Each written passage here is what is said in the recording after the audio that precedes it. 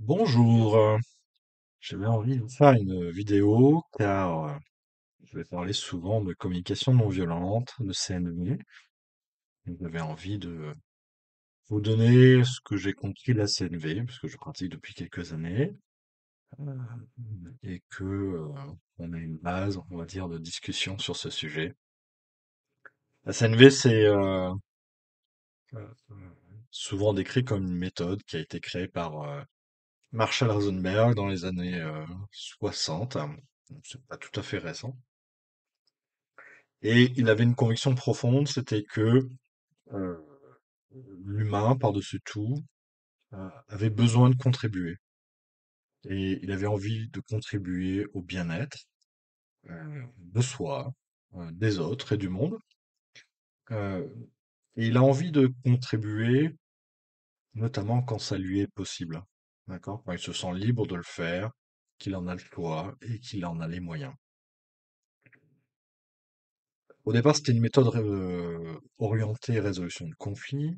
euh, Et pour moi, c'est devenu autre chose. Enfin, ça reste une méthode de résolution de conflit par ailleurs, mais je pense qu'on peut aussi s'en servir pour apprendre à mieux se connaître, euh, comprendre ses motivations profondes. Et pour moi, c'est pas un outil magique qui va vous permettre de d'affronter toutes les réalités qui vous entourent. Euh, J'aurais envie de vous inviter d'abord à l'utiliser pour vous, pour comprendre ce qui se passe en vous. Euh, Et une fois que vous êtes au clair avec ce que vous avez en vous, vous avez compris vos besoins, vos motivations, ce qui vous pousse à agir, je pense que cette sérénité, cet apaisement va vous permettre ensuite d'aller vers l'autre et d'y aller avec euh, des moyens satisfaisants pour entretenir la relation. Donc voilà. Donc mon invitation serait de aller courir vers l'autre en disant maintenant je te comprends, je sais parler, etc. Mais c'est déjà de travailler en soi, pour soi, et globalement, le fait d'arriver à cette compréhension, à cet apaisement, je vais utiliser encore ce mot, euh, va aussi créer quelque chose de plus doux dans vos relations avec les autres. Et c'est pour ça que je vous invite déjà à penser à vous. D'accord?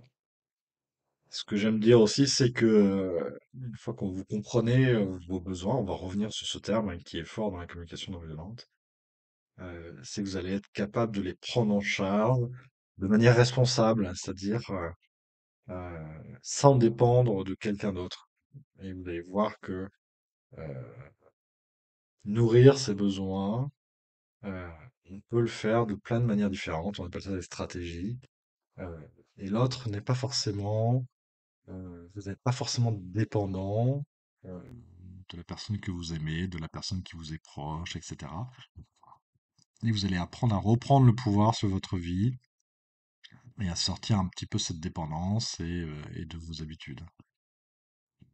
Donc c'est quelque chose qui est très fort, je trouve, et vous allez voir dans d'autres vidéos que je vais faire, je vais porter ça régulièrement, de dire je reprends ma part, et surtout, voilà, je comprends qu'il y a des choses qui m'appartiennent.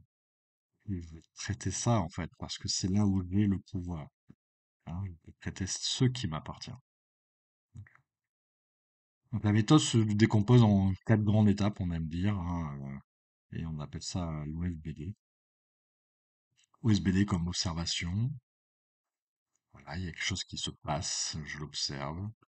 Ça génère chez moi une émotion, hein, le sentiment, le S de OSBD, qui fait appel en fait à des besoins intérieurs, d'accord, que je vais essayer d'identifier. Et une fois que j'ai identifié ce dont j'ai besoin, peut-être que je peux aller faire une demande auprès des autres, mais peut-être aussi auprès de moi-même, en fait. D'accord. Je dis auprès de moi-même parce que souvent on s'oublie et on oublie qu'on est aussi responsable de ses propres besoins. Et le mot responsable va revenir régulièrement. Et voilà.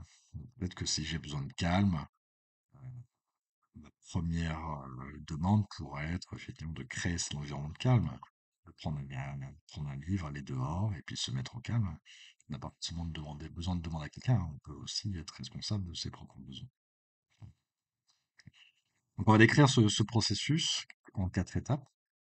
Euh, c'est une vidéo courte, hein, je vais pas, on verra peut-être des moments où on va aller plus à l'intérieur de certaines notions, mais voilà, aujourd'hui je fais une vidéo courte pour présenter l'ensemble du processus pour que vous soyez à l'aise avec un certain nombre de sujets que je vais aborder. Donc on va commencer par le haut de l'observation, et j'aime beaucoup cette citation d'Épictète, hein, qui dit: «Nous ne sommes pas troublés par les choses, mais par les opinions que nous en avons».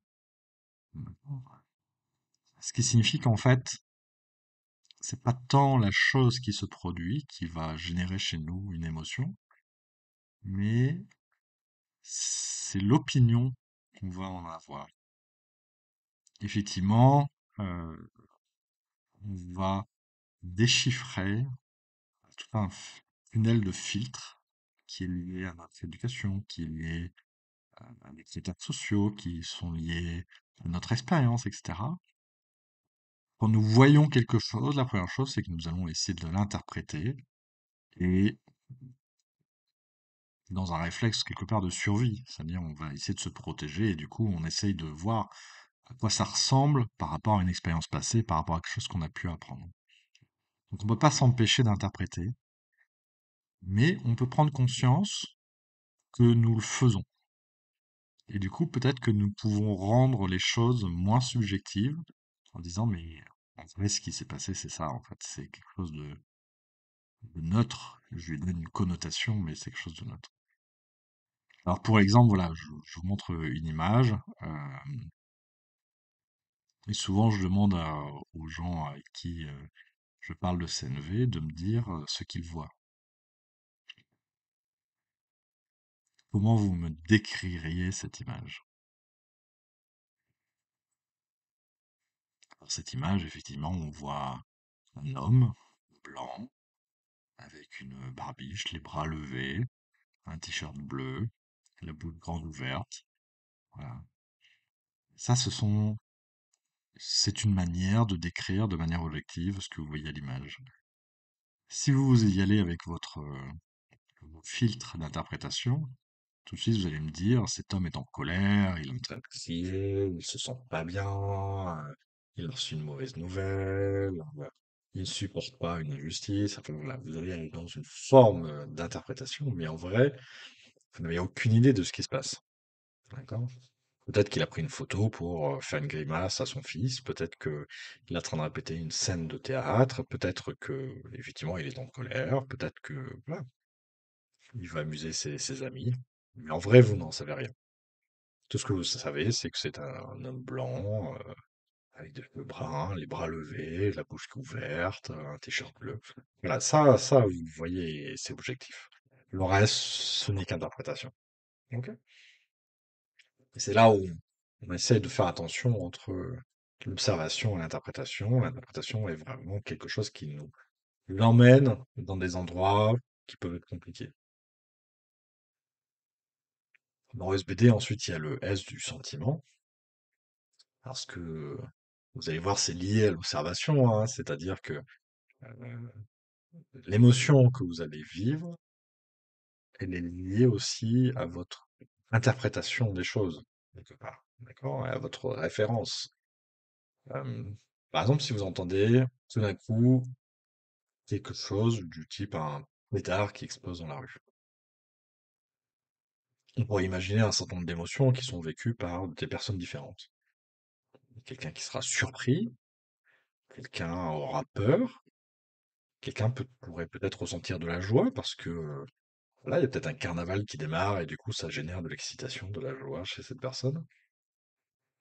Quelqu'un ne pourrait ne pas avoir d'émotion, puisque voilà, c'est quelque chose d'assez courant, on va dire, dans sa rue, et du coup, ça ne suscite pas d'émotion particulière.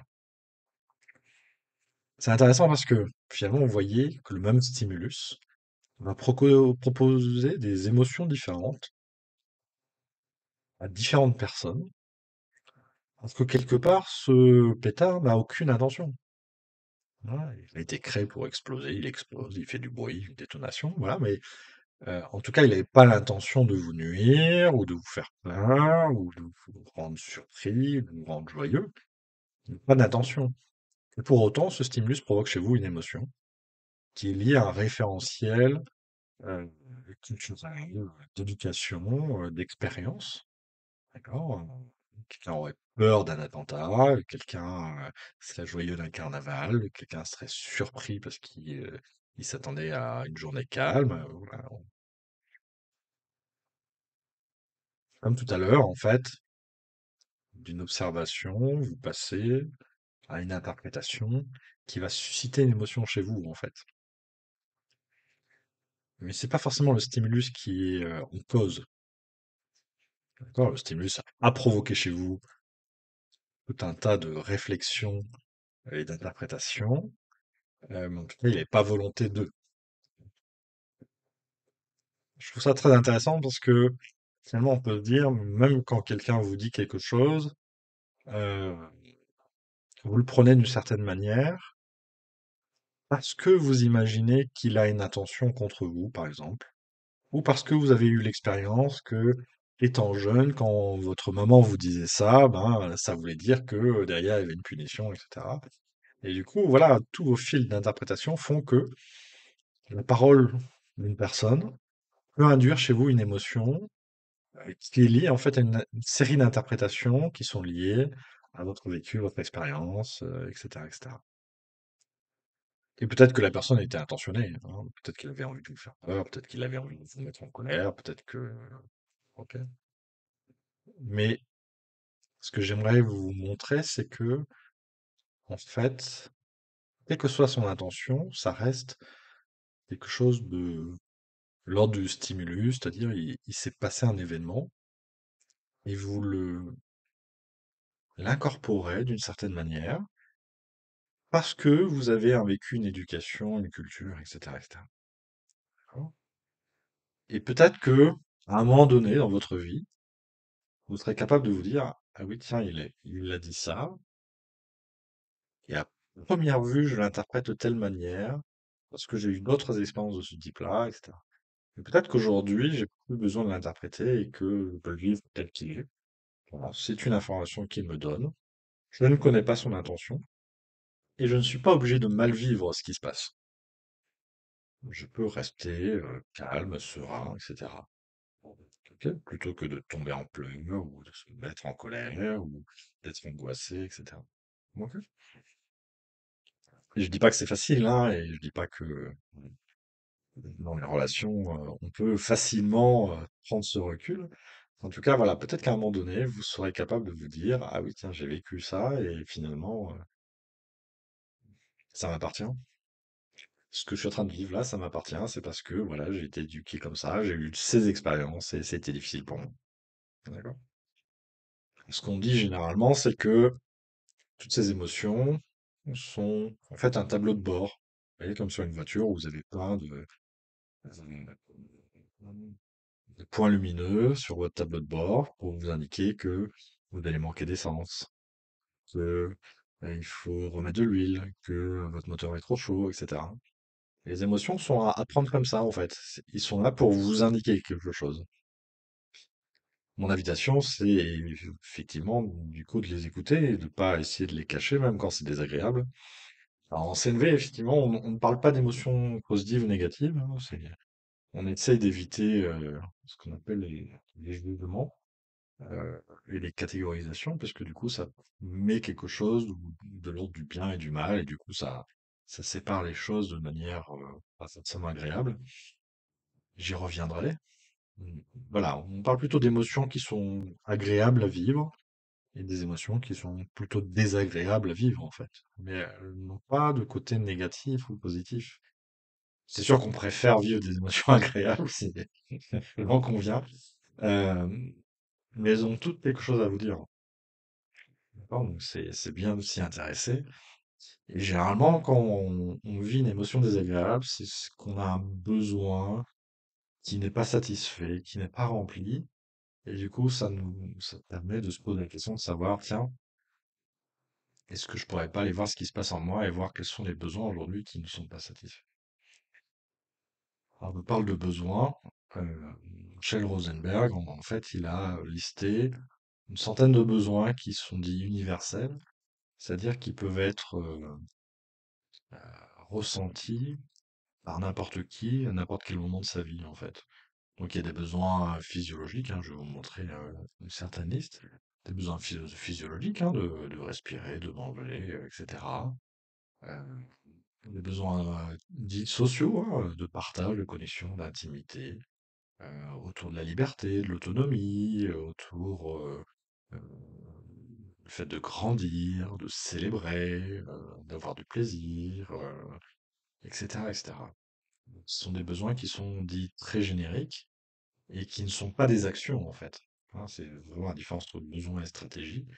C'est que les besoins sont quelque chose d'assez générique et qui peuvent être voilà, ressentis par, encore une fois, n'importe qui. Et ce qu'on dit souvent, c'est qu'un les besoins, c'est ce qui nous relie, en fait. D'accord? Et les stratégies, c'est ce qui pourrait nous séparer. Hein, les stratégies sont les actions qu'on va mettre en œuvre pour remplir nos besoins. Par exemple, quand j'ai un besoin de créativité, moi, je suis plutôt vouloir peindre des figurines, hein, c'est quelque chose que j'aime beaucoup, et ça remplit mon besoin de créativité. Et pour autant, quelqu'un d'autre va vouloir dessiner, faire de la poterie, voilà, faire de la musique. Il y a plein de manières de remplir ce besoin de créativité, hein, plein de stratégies différentes. Et pour autant, voilà, on peut se retrouver sur le chemin de la créativité, même si on le fait de manière différente. Je trouve ça très intéressant. D'accord. Alors, pour parler besoin, hein, j'aime bien cet exemple, hein, même s'il est un peu parfois tiré par les cheveux, mais euh, un mari rentre le soir chez soi et voit sa femme et lui dit ce soir, chérie, je t'emmène au restaurant, on va en ville. J'ai vraiment envie de sortir et d'aller au restaurant avec toi. Et la femme est un peu dépitée parce que elle, ce qu'elle a préparé, en fait, elle a préparé un repas télé, un plateau télé, pour pouvoir cocooner devant la télé avec son mari la soirée. Et du coup, on est plutôt dans des stratégies très très différentes et on peut se trouver dans un moment de difficulté parce que chacun a ses envies et voudrait pouvoir satisfaire ses envies. Pour autant, on ne trouve pas de chemin de conciliation entre sortir au restaurant et passer la soirée devant un plateau télé, devant la télé. Parce que là, on parle de stratégie, d'accord? Ce sont des actions. Finalement, si on discute avec ces personnes, si on va voir un petit peu les besoins qu'elles ont, peut-être qu'on peut trouver de nouvelles stratégies et du coup aller dans une forme de négociation entre les différentes personnes. Hein, moi, j'aime utiliser le terme danser plutôt que négocier, parce que négocier, on a l'impression qu'il y a quelque chose à vendre ou que l'un va prendre le dessus sur l'autre. Euh, et si on regarde leurs besoins, on pourrait imaginer, par exemple, que en fait l'homme a un besoin d'intimité avec sa femme, donc il a envie de passer un repas en tête à tête, et en même temps, il a besoin, je sais pas, de quelque chose de fun, de plaisant. Euh, il n'a pas envie de rester à la maison du coup. Voilà. Et sa femme, finalement, bah, elle a envie de passer aussi du temps avec son mari, et c'est aussi un besoin d'intimité qui est présent.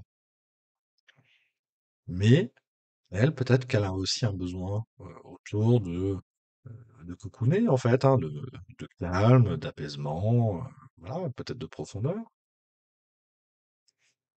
Une fois qu'on s'est dit ça, finalement, on se rend compte que, en fait, les deux se rejoignent, c'est-à-dire qu'ils veulent passer un moment ensemble, ils veulent de l'intimité. Et il y en a un qui a besoin d'être à l'extérieur parce que voilà, quelque chose de fun qui sort du quotidien, et l'autre qui a besoin de calme et de profondeur ou enfin d'une intimité forte. Et du coup, aller au restaurant, c'est être au milieu de plein de personnes avec du bruit, etc. Donc ça correspond pas à ce qu'il recherche. Et lui, rester à la maison, ça correspond pas à ce qu'il recherche. Peut-être que là, on peut danser et se dire, bah, finalement, on a tous les deux besoin d'intimité et d'avoir un moment ensemble. Et peut-être que moi, ce que je peux te proposer, c'est, eh ben, on prend ce que tu as préparé pour le plateau repas, là, et puis on va au bord du lac, et puis on fait un pique-nique improvisé, loin de la maison et loin du bruit. Et du coup, voilà, j'ai dansé avec toi et j'ai trouvé une proposition qui nous va de tous les deux. Parce que j'ai besoin d'intimité, j'ai besoin de sortir de la maison, et toi, tu as besoin de calme, et aussi d'intimité. Finalement, on se rejoint. Voilà. Ce que j'essaie de vous dire, c'est que finalement, parfois, sur des stratégies très différentes, des actions qui sont menées, on se retrouve en confrontation parce on ne comprend pas ce que l'autre a réellement besoin. Et quand, grâce à la CNV, on vient parler des besoins, et ben, on peut trouver peut-être des terrains d'entente, parce qu'on comprend finalement ce que l'autre a vraiment besoin.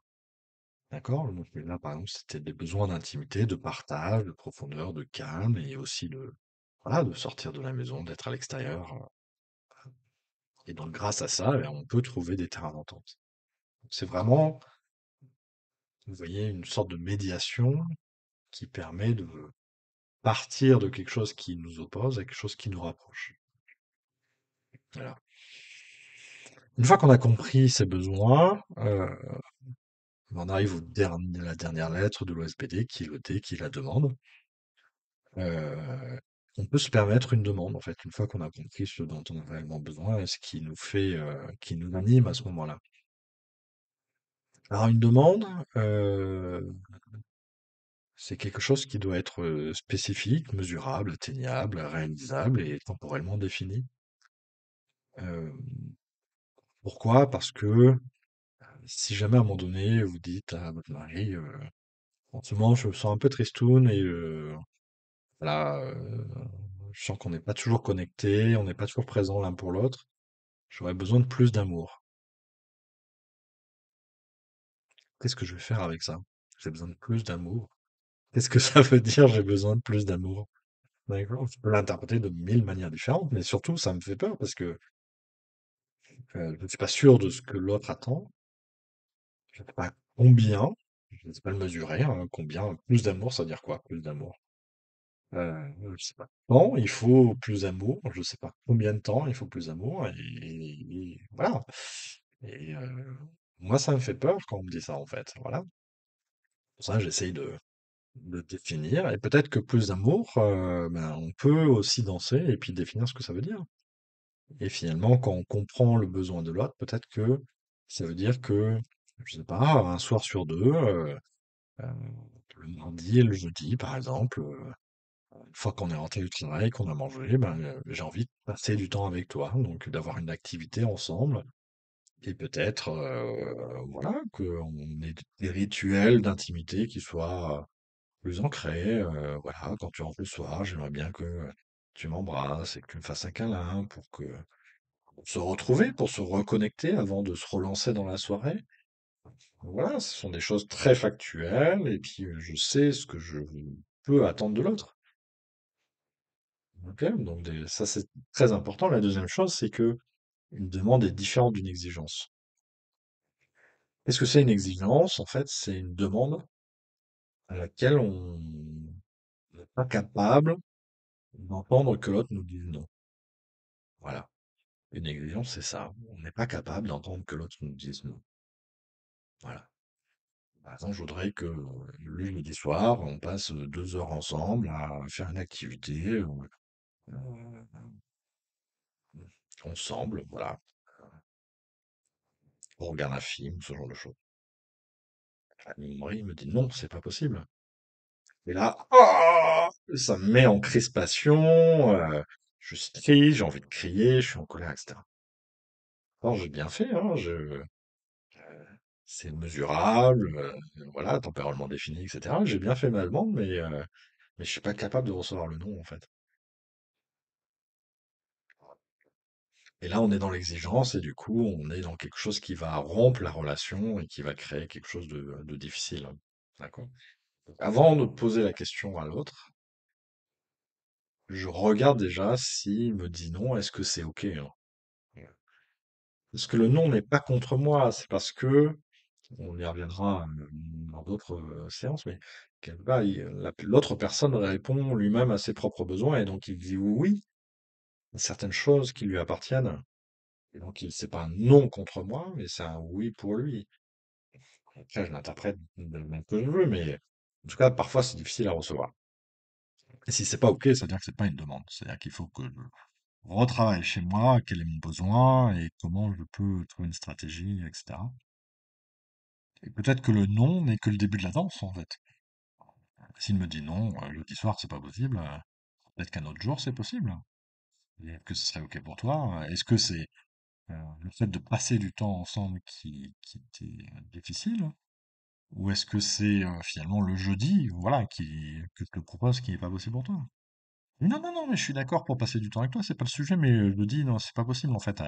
Chaque fois, j'ai des réunions qui se finissent tard, et puis du coup, je suis pas sûr de pouvoir être dans des bonnes conditions pour passer du temps avec toi. Donc, ouais, ouais, si on pouvait choisir un autre jour, ça serait top en fait. Ah, ok. Bah écoute, quel est le jour qui te conviendrait? Parce que finalement, moi, c'est pas tant le jour qui m'importe, mais plus le fait qu'on passe du temps ensemble régulièrement, et que voilà, on ritualise un petit peu ça pour être sûr d'avoir du temps pour nous. Hein, parce que voilà, c'est quelque chose qui est important pour moi d'avoir un temps de partage, d'intimité, de connexion. Et c'est tout ça qui est important pour moi. D'accord? Donc voilà, vous voyez déjà, euh, le non, s'il est bien reçu, est une étape de discussion. Parce que effectivement, on ne veut pas imposer à l'autre quelque chose. On veut s'assurer que l'autre participe au fait de remplir ses besoins, mais voilà, et peut-être que cette personne n'est pas capable de remplir vos besoins aujourd'hui. D'accord? Je prends souvent cet exemple, hein, de dire, bah, j'ai besoin de tendresse et ma stratégie préférée, c'est d'aller voir ma compagne et de lui faire un câlin et ou voilà, de lui demander un moment d'intimité. Et peut-être qu'à ce moment-là, elle est pas disponible, que ce soit physiquement ou mentalement. Euh, Et du coup, je peux peut-être trouver une autre stratégie et puis d'aller voir ma sœur qui habite pas loin ou d'aller voir mes parents. Et du coup, voilà, cette tendresse. Et peut-être que ce besoin ne sera pas rempli dans l'immédiat, mais je sais que voilà, dans les jours qui viennent, je sais que voilà, en ce moment, je suis un petit peu dans un mal-être et j'ai besoin de tendresse. Donc voilà, je sais que en tout cas, il y a quelqu'un qui va pouvoir m'en donner. Alors peut-être que c'est moins bien que Système Accompagne, parce que c'est ma stratégie préférée et c'est celle qui me remplit le mieux, mais en même temps, voilà, elle n'est pas disponible. Bah, plutôt que d'être frustré dans la colère et détruire la relation, je vais peut-être trouver une autre alternative qui va peut-être remplir moins bien le besoin, mais qui va le remplir quand même, en tout cas partiellement. Voilà. Donc, c'est important d'être au clair sur ses besoins et à quoi on souhaite les remplir.